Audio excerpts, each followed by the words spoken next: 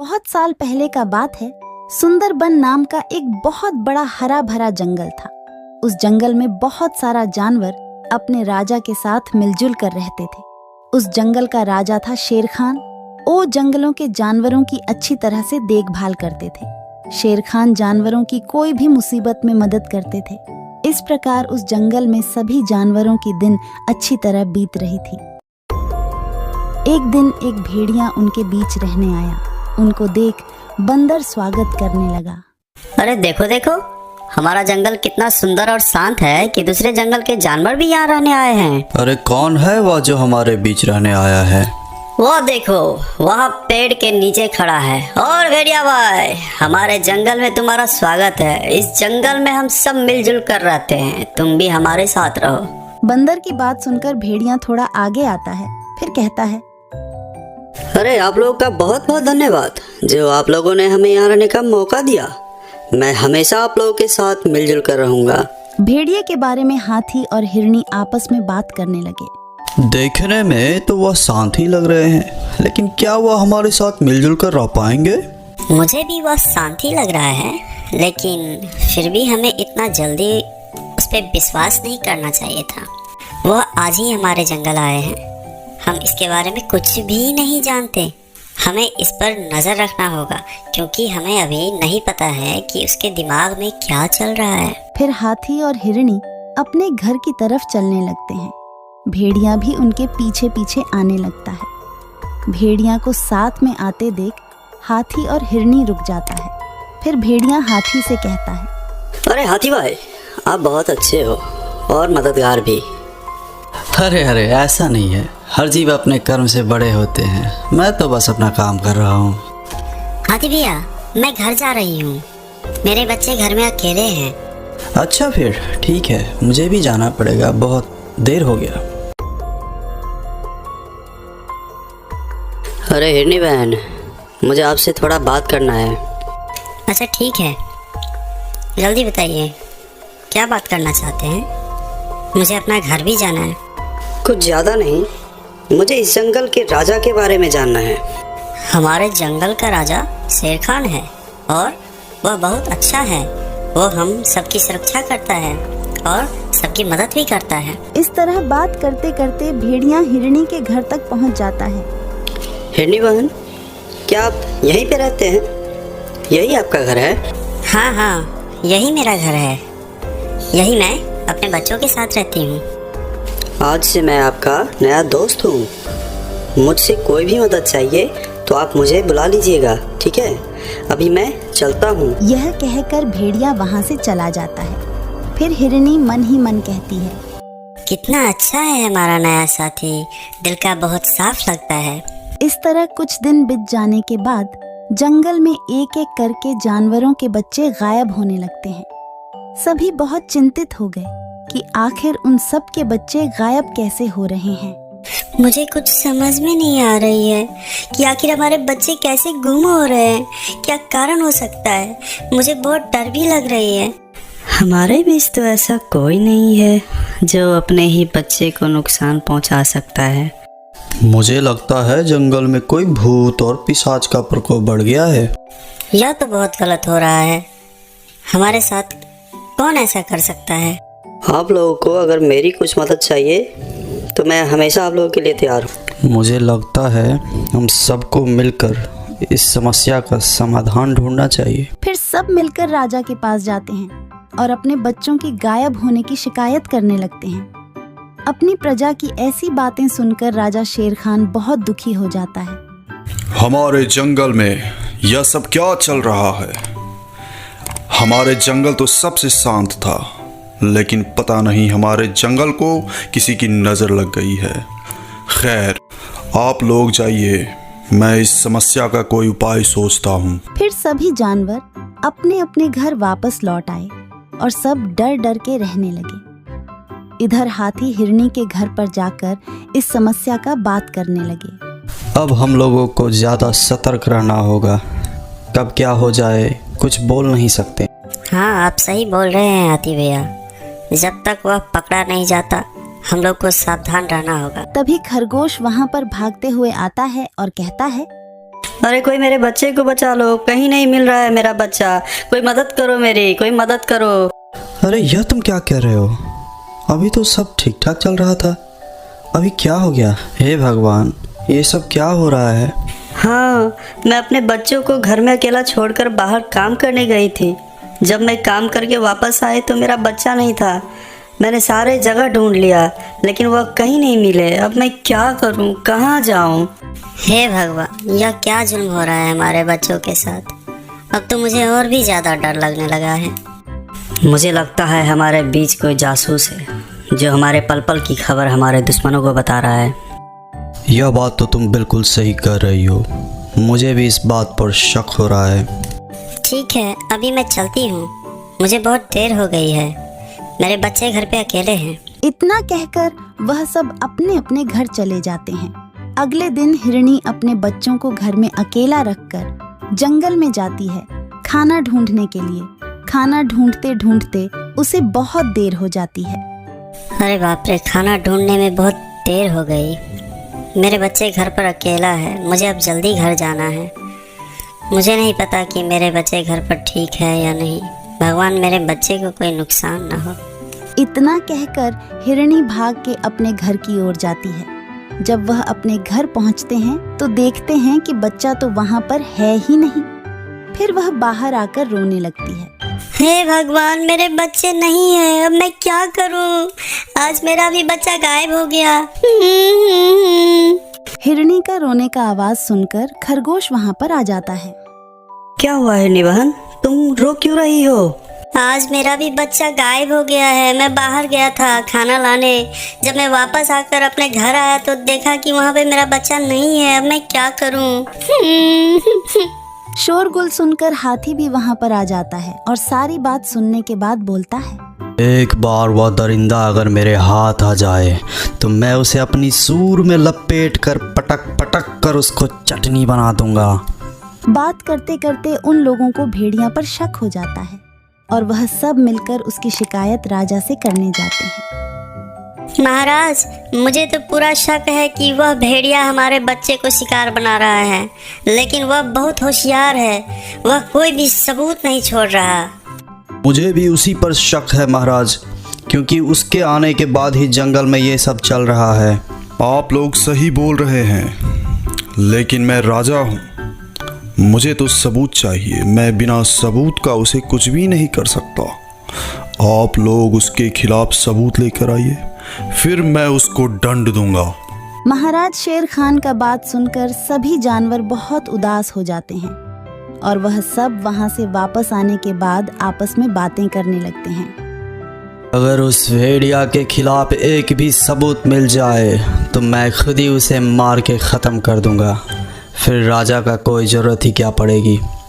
बिल्कुल सही बोल रहे हो। हम लोग राजा के पास बहुत उम्मीद लेकर गए थे कि वह हमारे मदद करेंगे।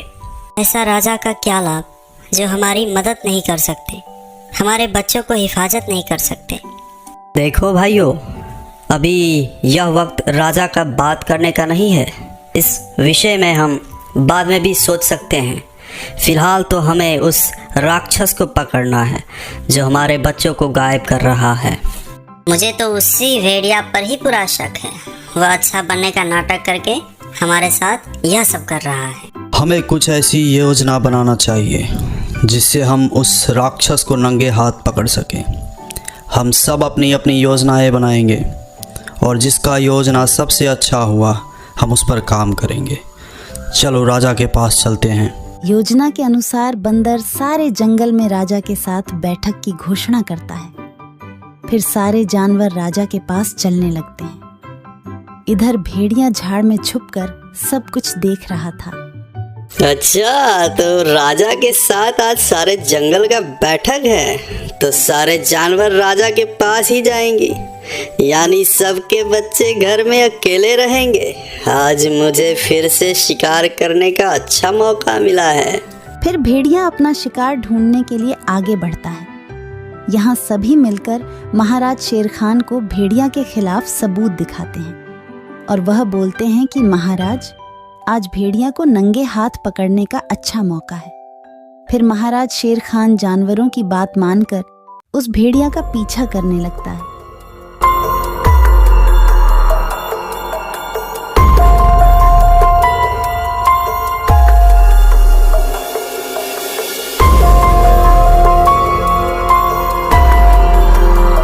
भेड़िया खरगोश के घर के सामने आकर खड़ा हो जाता है और इधर उधर देखकर उसके घर के अंदर चला जाता है। महाराज शेर खान भी उसके पीछे पीछे अंदर चला जाता है और वह अंदर जाकर देखते हैं कि उस भेड़िया ने खरगोश के बच्चे को शिकार करने ही वाला था कि वह उस पर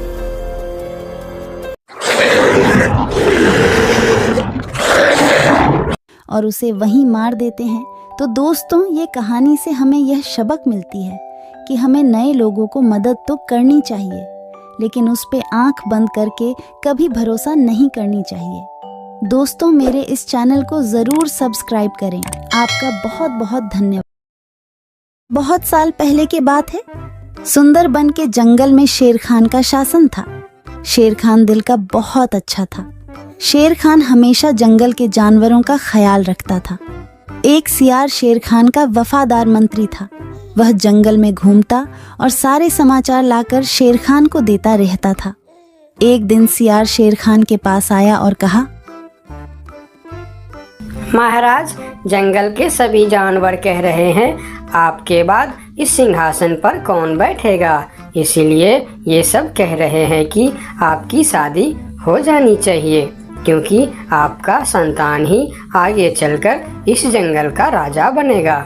हाँ, जंगल की जानवर सही कह रहे हैं। मेरा संतान ही आगे चलकर इस जंगल का राजा बनेगा, इसीलिए मैं अवश्य शादी करूंगा। तुम शादी की तैयारियां करो। फिर शेर खान की शादी बड़ी ही धूमधाम से हो रहे थे। जंगल के सभी जानवरों को शादी में बुलाया गया था।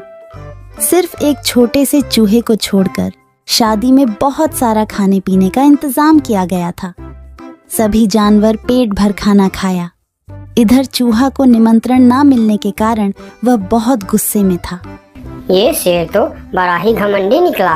उसने मुझे शादी में ना बुलाकर मेरा अपमान किया है। मैं इसका बदला अवश्य लूंगा। इस बात को लेकर चूहा बहुत ही नाराज था। वह मन ही मन सोचने लगा कि इसका बदला कैसे लिया जाए। कुछ देर सोचने के बाद वह एक योजना बनाता है। मैं भी शादी करूंगा।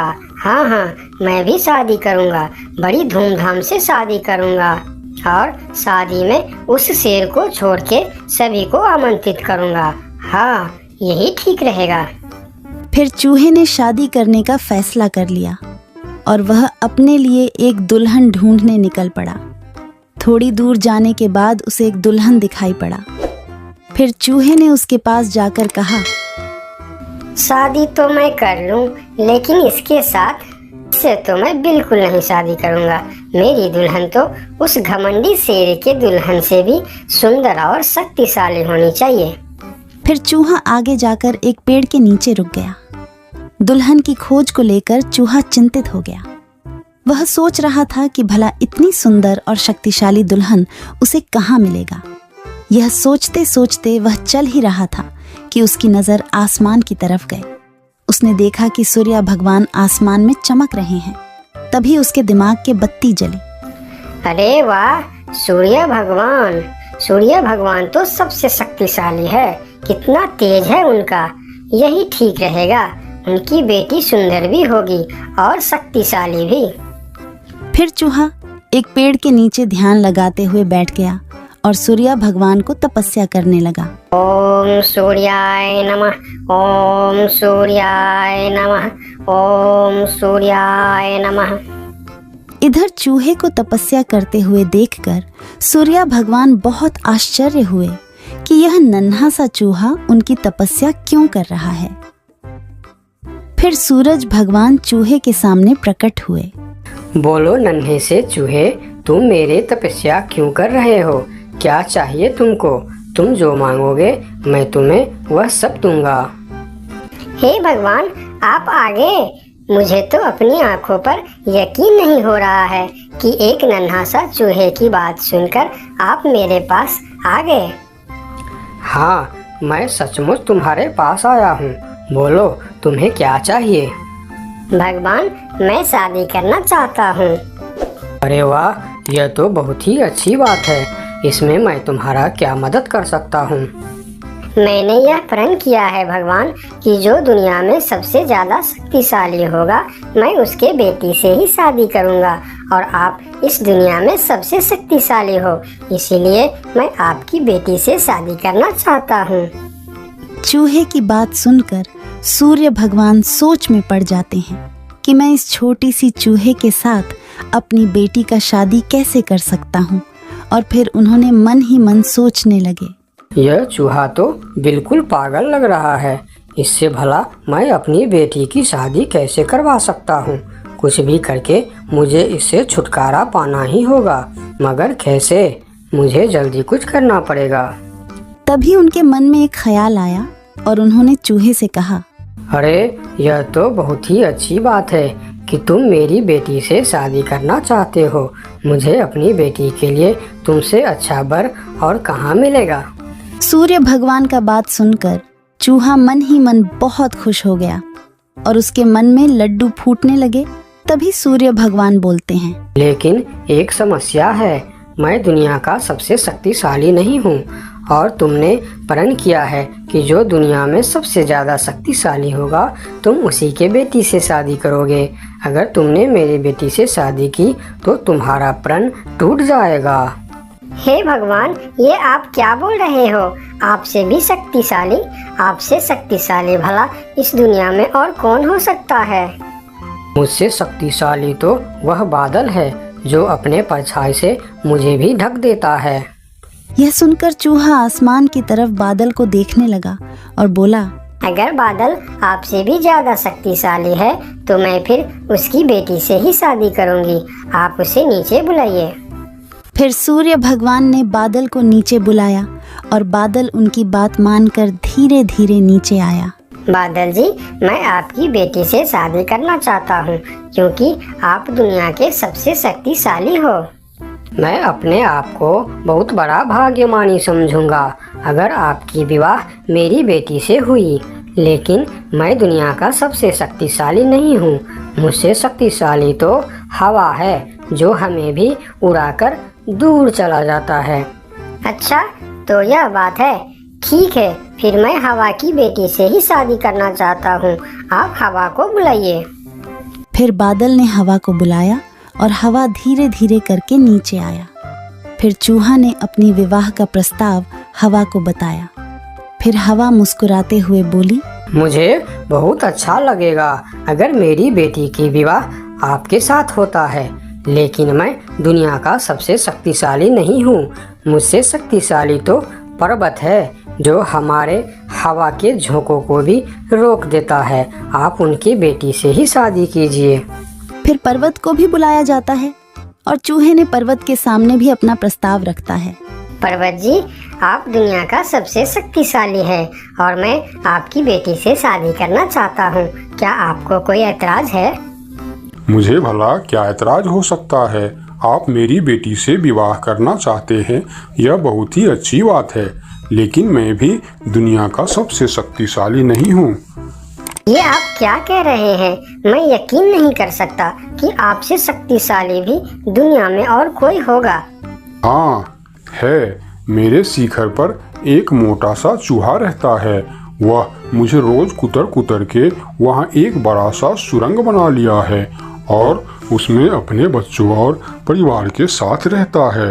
वह मुझसे भी शक्तिशाली है। आप उसी के बेटी से क्यों नहीं शादी कर लेते? अगर ऐसी बात है तो फिर आप मुझे ले चलो उसके पास। मैं उसके बेटी से ही शादी करना चाहता हूँ। फिर सब मिलकर उस मोटे चूहे के पास जाता है और उसके पास उस नन्हा सा चूहा का शादी का प्रस्ताव रखता है। फिर जब नन्हा चूहा उस मोटे चूहा की बेटी को देखते हैं तो वह उसे बहुत पसंद आता है और फिर उन दोनों का शादी बहुत ही धूमधाम से होता है। नन्हे चूहे ने जंगल की सारे जानवरों को निमंत्रण दिया, लेकिन शेर से बदला लेने के लिए उसने उनको निमंत्रण नहीं भेजा। जब शेर खान को इस बात की खबर होती है तो शेर खान बहुत ही गुस्सा हो जाता है और अगले दिन सियार को उस चूहे के पास भेजता है और बोलता है, उस चूहे को कल मेरी दरबार में हाजिर करो। अगले दिन सियार उस चूहे को बुलाने के लिए उसके घर पर जाता है। अरे चूहा भाई, तुमको शेर खान ने याद किया है, जल्दी चलो। चूहा सियार के साथ शेर खान के दरबार में जाता है। उसे देखते ही शेर खान चिल्लाकर बोलते हैं, क्यों रे चूहे, तुम्हारी इतनी बड़ी दुस्साहस। तुमने अपनी शादी में जंगल की सभी पक्षी और जानवरों को निमंत्रण दिया और तुमने मुझे बुलाना सही नहीं समझा। मैं इस जंगल का राजा हूँ और सबसे शक्तिशाली भी। अगर मैं चाहूँ तो तुमको एक झटके में खत्म कर सकता हूँ। मुझे माफ कर दीजिए महाराज, जब आपने अपनी शादी में पूरे जंगल को निमंत्रण दी और मुझे नहीं दी, तब मुझे भी ऐसे ही दुख हुआ था। यही एहसास दिलाने के लिए मैंने आपको निमंत्रण नहीं दिया। मुझे माफ कर दीजिए। क्यों रे सियार, तूने ऐसा क्यों किया? मैंने तो तुमको बोल दिया था कि जंगल के कोई भी पशु पक्षी छूटनी नहीं चाहिए। फिर तुमने इस चूहे को निमंत्रण क्यों नहीं दिया? मुझे माफ कर दीजिए महाराज, गलती हो गई। मैंने सोचा यह छोटा सा जीव, इसको क्या निमंत्रण देने का, इसलिए मैंने इसे छोड़ दिया था। मुझे आप माफ कर दीजिए। ठीक है, अगले बार से ध्यान रखना। मेरे लिए जंगल का हर जीव एक जैसा है।